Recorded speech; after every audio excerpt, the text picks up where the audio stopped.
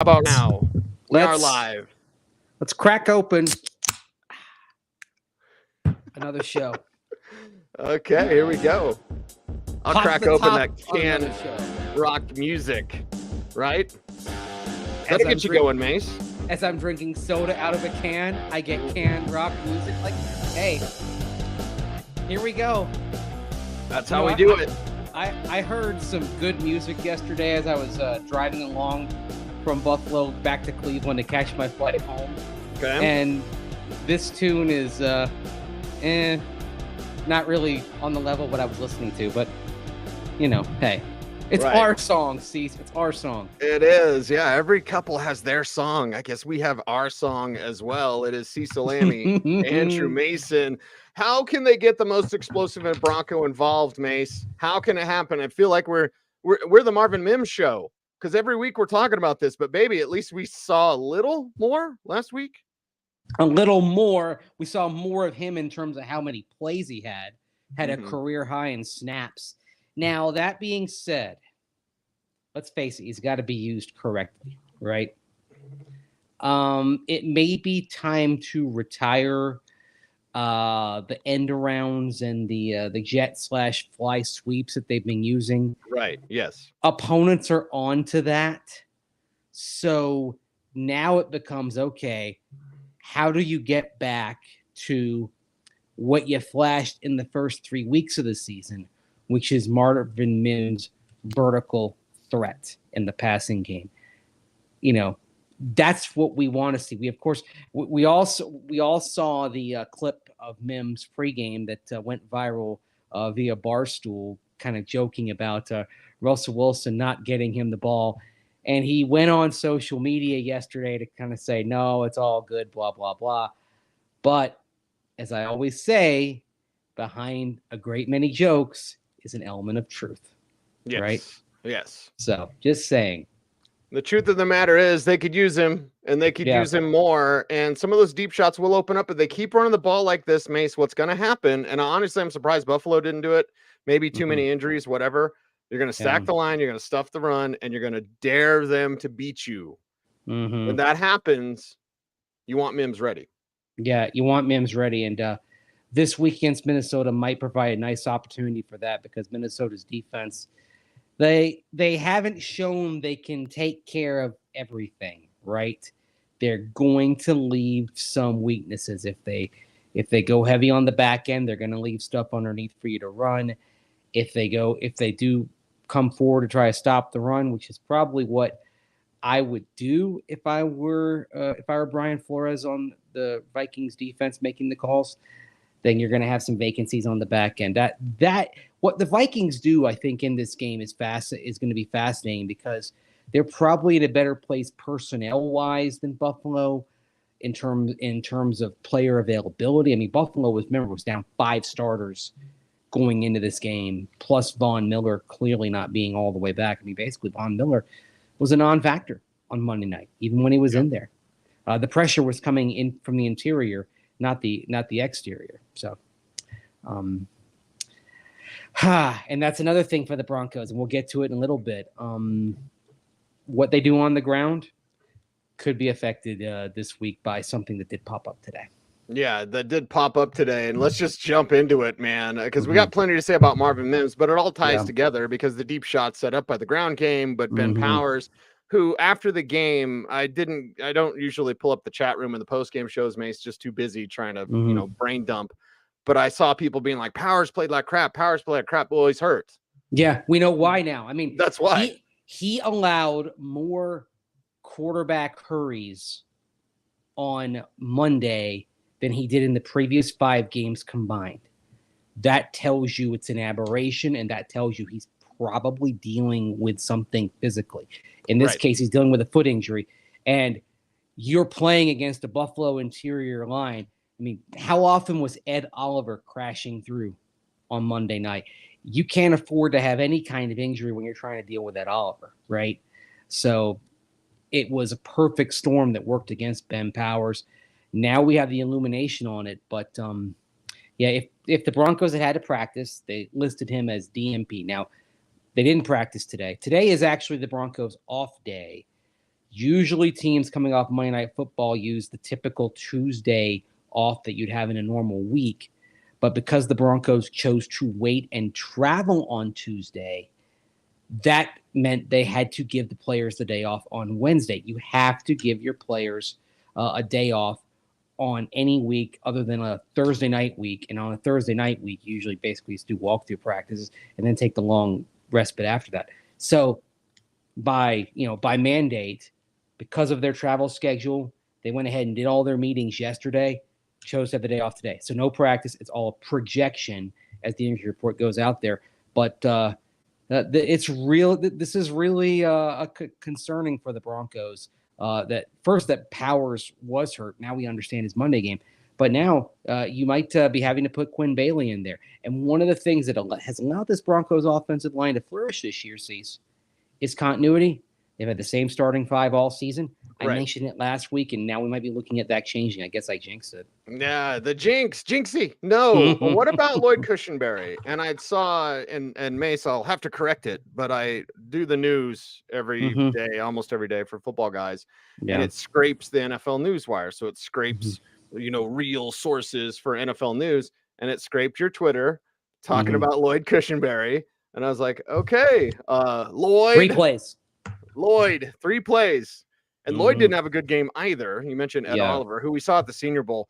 Some incredible performances we've seen at the Senior Bowl. Von Miller, Aaron Donald, Ed Oliver. So it's like, okay, Lloyd can't be benched because Ben Powers is banged up too. Right now, all of a sudden, the interior offensive line, we've got some question marks. Yeah, and he was only benched for a series. I mean, obviously, you make note of it, but he sat out for a series. Luke Wattenberg came in for him, and then Cushenberry went back in.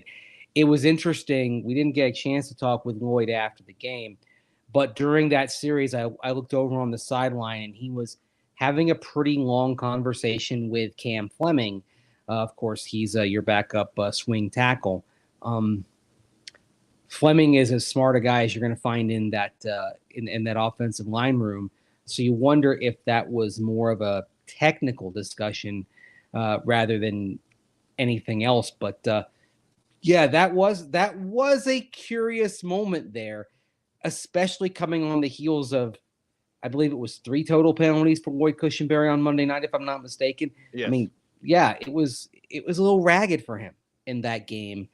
And now the other thing you start to wonder about, because you focus on the moment, but you look over the horizon, right? Cushenberry's a free agent after this season. And we know that internally, they really like how Luke Wattenberg is progressing. I mean, could this be maybe the first domino, even though Cushenberry goes back in the lineup, to where maybe we're talking about the team not re-signing Cushenberry and choosing to roll into 2024 with Luke Wattenberg as the center? That is not out of the question right now. Right. And I think you were very astute to point out, as always, my friend, when we talk about last year's offensive line. This butt's for sitting, not for kissing. Well, sit down, because I'm going to kiss it. Easy. Because the Butch Berry thing, right? Because Yeah. I was like, Wattenberg sucked last year, because he did. He was terrible last year. Yeah. But he also was coached by Butch Berry, which means he wasn't coached. So, yeah. I know. I mean, well, look, all the evidence is there that when you got interim coach, one of the 2 first things he did was fire Butch Berry, right? I mean, it was one thing to fire Dwayne Stukes because Jerry Rosberg, the interim coach, also a special teams guy, right? That's one thing. Right. Rosberg, not an offensive line coach, and he said, we're going to fire Butch Berry anyway. Could not wait to get him gone immedially. I mean, again, actions, not words. What does that action tell you about what was going on? And also just look around the offensive line. Garrett Bowles, in the 5 games he played, regressed this year. Garrett Bowles having a pretty good season, right? He's back where he was when he was working under probably the best offensive line coach around football, and that's Mike Munchak, right? So, I mean, just put it all together. I mean, you can say that these guys lost a year of development because they had a substandard offensive line coach. Look at Quinn Miners last year to this year. This year he's road grading people, right?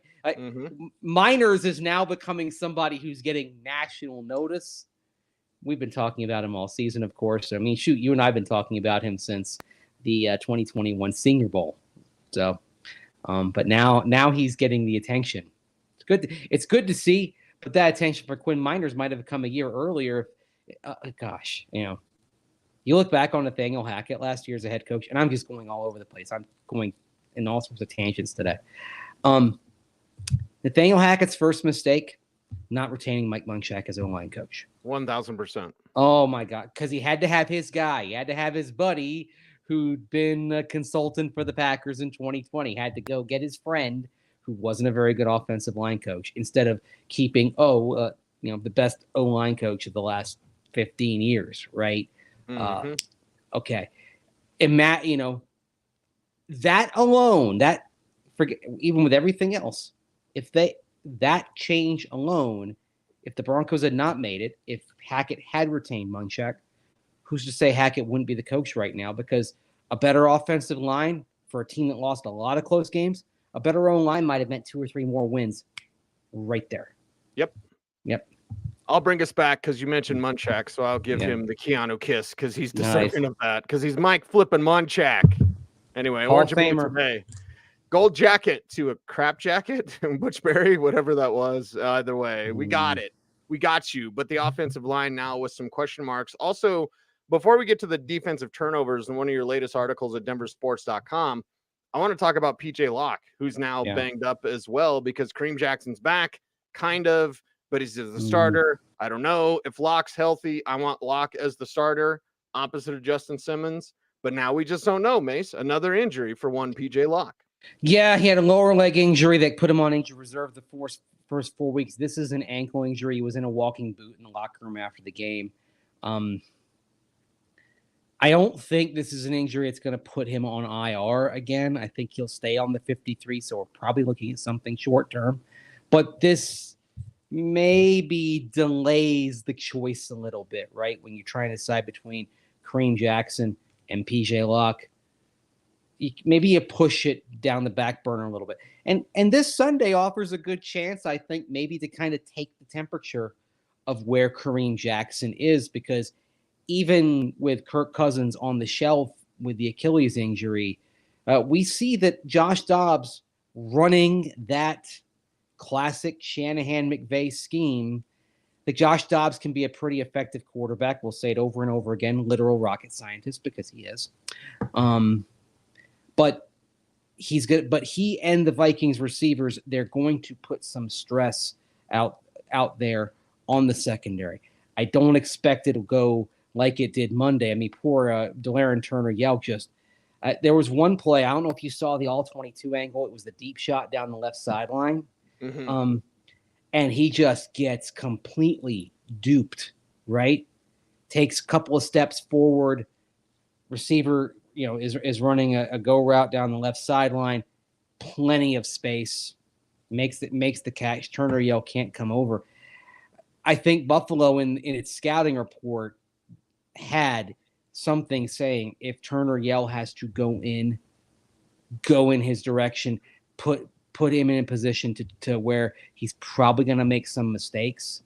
I imagine that's going to be in every scouting report going forward, that if Turner-Yell has to go out there, teams are going to go at him. Buffalo was absolutely stymied before PJ Locke got hurt and Turner-Yell came in. Right. And makes me wonder, and you wonder, why can't Jell Skinner get on the field? It's the question, right? If Turner-Yell is struggling when he's out there, and we saw, look, he was on the field for the 70-point debacle, and the first dominoes that started falling involved catching him out of position, right? Right there on that first series. The snowball that became the avalanche down the hill. I don't like putting all this on one person, and certainly it wasn't. There were plenty of other issues, but sometimes you get a chain reaction. You can't get out of it. Honestly, if looking back at that game, let's say the Broncos hit the extra point on where they had the bad snap and Buffalo had tied it, and the Broncos being tied instead of behind go a bit more conservative on offense when they get the ball 155 left, which means maybe you're talking about not driving in a field goal range. You're talking about maybe a game that goes to overtime. If that game goes to overtime and Buffalo's offense goes back out there on the field, I would not have liked the Broncos' chances the way Buffalo was moving the football once PJ Locke left the game. A dramatic difference and a dramatic drop-off in Broncos' defensive performance once PJ Locke left. Yeah, and the change in personnel led to this sort of play. Now, if you put Kareem Jackson back in or any sort of combination of other players not named PJ Locke, I'm not sure the results would be the same. We've talked about it. The plays that Locke was making, Kareem Jackson can't make anymore. Kareem Jackson's a larger, a better hitter, but it's also in a league where you kind of want to stay away from that as much as you can, so you don't get fined or suspended. Exactly. So, we're all here so we don't get fined, right? That's right. Marshawn Lynch would say. This is my son, Marshawn Lynch. I love that guy. He's my president. Anyway, what to do about Lutz? Tom wants to know. Will Lutz? You're the kicker guy, Mace. I'll leave this one to you, baby, because I'm like, wow. Will Lutz isn't going anywhere. I hate to inform you. Oh, by the way, I mean, everyone's worried after that kick. The missed PAT wide left, the field goal just missing wide right. And also, first of all, I say wide left to hit the upright on the PAT, right? Right. And the kick that went wide right, God, that missed by what? An inch? 2 inches? I mean, we're not talking about a duck hook or a slice into the woods here. We're talking about missing by, this much. Okay. On a night that was not conducive to place kicking, it's night that we've seen in Buffalo. Okay. But it was swirling. It was tricky. It was hard to handle, right? As to cite a Black Crowes song. So, hey, sorry. Anyway, I was gonna say Ghostbusters, too hot to handle, too cold to hold. They call Ghostbusters too. Oh my gosh. There you go. Bobby Brown, right? Let's talk about Hurricane Kick in the clip that you sent me from the locker room. He's talking about Hurricane Kick. I was like, wait, is that the wind or is that them just getting on the field really fast? I figured out what he meant. Yeah, that's what he meant. It's what the Broncos used to call Toro back in 2007 when they did the same thing at Buffalo, getting onto the field quickly there, getting Jason Elam set, going to the same end of the field at Highmark Stadium and hitting the walk-off field goal to win the game. So, it was hard not to have a flashback to that moment 16 years ago in week 1. But look, I think it's a perception thing. Will Lutz is not Brandon McManus. Broncos country, by and large, loves Brandon McManus. They love right? Brandon McManus, yeah. Look, my mom texted me about it after the game, okay? She said, "Oh, I told your dad they should have kept McManus." I get it. I understand what people are thinking because I'm hearing it in my own circles, right? Right. But just taking a step away from it, you're not talking about you're not talking about bad misses. You're talking about narrow misses. Obviously, you've got to deal with the conditions. Let's see what Will Lutz looks like next week and the week after, because until Monday night, he was on a pretty good roll going back to week 2, right? So what's going to happen with Will Lutz? Nothing. He's still going to be here. William Hayes pointing out the holder. Yeah. That the second botch PAT, that's all on Riley Dixon, folks. Yes. Mitchell Fraboni had a good snap. Dixon just dropped it. And honestly, that's why I wanted the Broncos to kick on 3rd down rather than 4th and not do the hurricane thing. Because if they had done that on 3rd down and they had another botched snap, Dixon could have rolled out, thrown the ball away, had another chance. Of course, then again, if they had done that on 3rd down and Will Lutz had missed, I don't think you would have caught Buffalo with 12 players on the field, right? Mm-hmm. Because it would have been coming off of a clock stoppage situation. So You know, there's the universe tends to work out as it should, Cease. That's right. I don't know if you saw the Twitter rumblings, because someone put this in my mentions, and I'm not blaming whoever it was that did it, because I later told them, I was like, thanks, you just ruined my timeline. Because people were like, the Denver media is saying that it was pine tar on Dixon's hand. Now, Nate just asks about it, but it was a freaking, it's like a freaking scab, man. Like, as soon as I saw it, I was like, that's a scab. But so people were asking, and then Twitter was like, he's got pine tar. No, it's actually the opposite. He has like vegetable oil on his hands or something. Well, it's the new skin, right? That you put on there right. to have quick healing. Mm-hmm. Yeah, but spray on, baby. Yeah, everyone's looking for a conspiracy theory, right? I suppose so. Yeah. Well, how about this? Not a theory, but a record since early John Elway days. What are the Denver Broncos defense doing that they haven't done in damn near 40 years? Mace, you had it at denversports.com. Well, it's the team overall. It's a +7 turnover margin over 2 games. The best 2-game turnover margin for the Broncos since 1985. You know, I know sometimes we're preoccupied with 1985, but in this case, you go back, it just shows you how long it's been. And also it's 2 things. One, how remarkable it is what the Broncos are doing in the giveaway takeaway department. Number 2, this +7 over 2 games, +4 1 game against Kansas City, +3 against Buffalo. This is not sustainable. This is not going to happen week after week. It's terrific. It allows you to get a couple of wins to escape in Buffalo, because if Buffalo isn't giving the ball away like that, they win that game, and they probably win it comfortably. But you can't count on it going forward. Well, maybe you can count on it against Cleveland, because they're going to play Dorian Thompson-Robinson, and whether they played him or P.J. Walker in place of Deshaun Watson, they'd be playing a quarterback who is prone to interceptions, right? So maybe that happens in Cleveland against Cleveland on the 26th. I don't think you can expect to do that to Josh Dobbs coming in here, who is perfect for keeping a good scheme on schedule. He's the ideal fill-in type of quarterback for a team that's running a Shanahan-McVay offense, where the quarterback, if they reach their marks, is basically just plug and play. And he's going to take off and run, like, again. So you got to be ready. And they did a good job against Josh Allen. I don't know if we want to call it a mush rush, but they limited him as a runner, even though he had a rushing touchdown. But Josh Dobbs, one thing about that, rocket science, passed or not, he'll just take off and run. And by the way, Justin Jefferson will probably be back this week. So we got plenty of game preview coming up.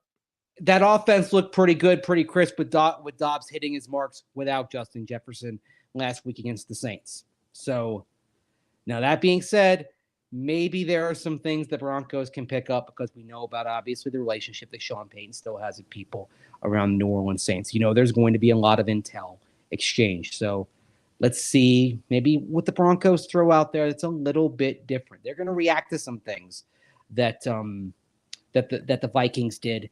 Try to maybe do some things to correct some things that didn't work for the Saints on Sunday up in the Twin Cities. Right. To wrap up the show, you knew I was going to bring it up. Lucas Kroll played. Yes, Lucas Kroll played. Hey, I asked he almost was doing something, man. I asked Sean Payton about Lucas Kroll as well. What'd he say? Look, basically exactly what we kind of expected. He played because they needed a receiving threat, and they don't have that from any of their other tight ends, by the way. Adam Troutman, bless him, but that poor guy can't break a tackle to save his life. I mean, DeMar Hamlin, and I believe Adam Troutman has about 45 pounds on DeMar Hamlin, right? Quite a bit, maybe more than that. And DeMar Hamlin just got him down. Yeah, pretty easily. Like, it's so you can see why I was hoping they would target Kroll. I just wanted to see them get him involved at some point. But it was really interesting how they used him.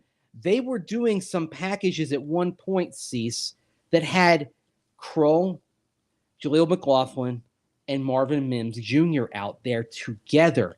Zang. This is really interesting, because now you're looking at a formation where key skill position players, they're young guys. And by the way, to talk about Jaleel McLaughlin, and I wrote about this at denversports.com, I think you may have to go through a week here where you use Jaleel McLaughlin as a decoy, because once again, for the third consecutive game, at least 70% of the time when Jaleel McLaughlin was out there, he was targeted or got the football. Mm-hmm. Teams are on to this. We talked about it on Monday. You and I said, hey, let's get the tight end involved off of play action to McLaughlin, get the tight end flaring across. We talked about Nate Adkins, but Nate Adkins was inactive. We can talk about Lucas Kroll in that way. This is something I really want to see on Sunday. Is maybe take a week and have Jaleel be a decoy to start trying to catch an opponent off guard, because you can see it. When Jaleel's out there, that's who Buffalo keyed on. And they had everything dead to rights. So, this is part of a football season. There, tendencies get picked up. There are echoes as you go not only through a game, but through an entire season. There are moves and counter moves. I think the Broncos need to make this counter move, at least temporarily, to have a game where consciously Jaleel McLaughlin is out there, but not getting the ball, to start changing how teams play them. You don't want to, put it this way, you don't want to go against Cleveland without showing them something different. Otherwise, they're going to have their way with one of the most explosive players. He's not going to play much against Cleveland because Buffalo is sending rushers after him as well. He's just too little. Like, we love him. He's explosive. He could do like Keaton Mitchell did for the Ravens, but like, he's just too little because they were sending blitzers after him, or they were knowing he was going to get the ball. On Kroll, my final point, right sideline was one of the Cushenberry penalties. And again, someone on Twitter was arguing with me because like, it happened before the penalty. I'm like, oh, for the love of God, Kroll was wide open. Yeah, Kroll was wide open. It was beautiful. It was going to be beautiful. Why do I go snowball on this show? But anyway, it's beautiful, man. We've done a lot more than 37 shows, In a row? Yeah. Anyway, he's Andrew Mason. Try not to do any shows on your way through the parking lot. Okay, I'm just thinking to myself, a lot of the audience doesn't get what we're talking about. If you do get it, then we appreciate you. We appreciate you. We appreciate children of the 90s. Yeah, that's right. That is correct. He's Andrew Mason. You follow him on all the socials at Mace Denver. I'm at Cecil Lammy. This is Orange and Blue Today. Help us out with the YouTube algorithm. Like, comment, share, subscribe, hit the notification bell so that you never miss a vid. And we appreciate you very much. He's Mace. I'm Cease. No BT is BFD. Until next time, stay tuned and stay frosty.